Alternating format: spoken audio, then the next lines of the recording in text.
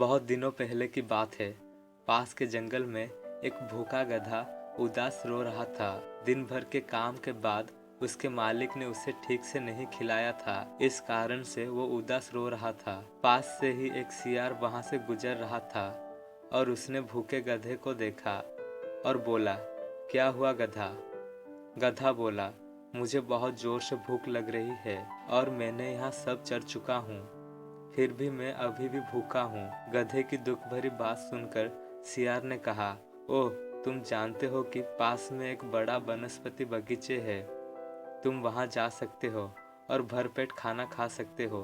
गधे ने कहा, कृपया मुझे वहां ले चलो। ऐसा सुनकर सियार ने गधे को उस बगीचे तक ले चला।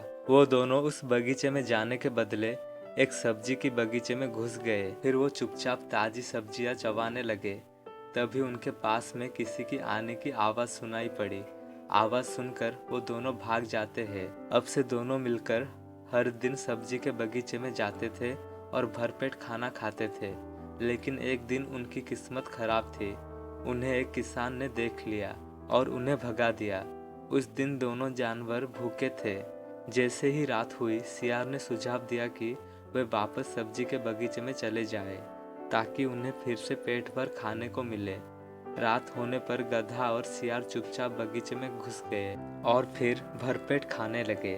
खाते वक्त गधे के मन में कुछ सूझा और उसने कहा, इतना स्वादिष्ट खाना और चांद को देखो, ये इतना सुंदर है कि मैं एक गीत गाना चाहता हूँ। ऐसा सुनते ही सियार ने कहा, अभी नहीं, तुम यहाँ नहीं गा सकते। गधे ने गुस्से से कहा, मैं गाना चाहता हूँ।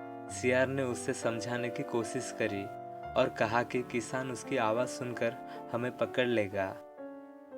लेकिन गधे ने उसकी बात नहीं मानी। जब गधे ने उसकी बात नहीं मानी, तब सियार ने वहां से चला गया। गधे ने गाना शुरू कर दिया। थोड़ी ही दूर पर किसान और उसके परिवार ने उस गधे की आवाज़ सुन ली। वे लाठी लेकर गधे की ओर दौड़े। गधे को पीटकर जल्दी ही बगीचे से बाहर खदेड़ दिया। वो गधा वापस सियार के पास गया और उस घटना का वर्णन किया। उसकी बात सुनकर सियार ने कहा, तुम्हें तब तक इंतजार करना चाहिए था जब तक हम बगीचे से बाहर नहीं आ गए, लेकिन तुमने मेरी बात बिल्कुल भी नहीं सुनी, जिससे आगे चलकर तुम्हें मार भी खानी पड़ी। चलो, तुम्हें आराम करने की ज़रूरत है।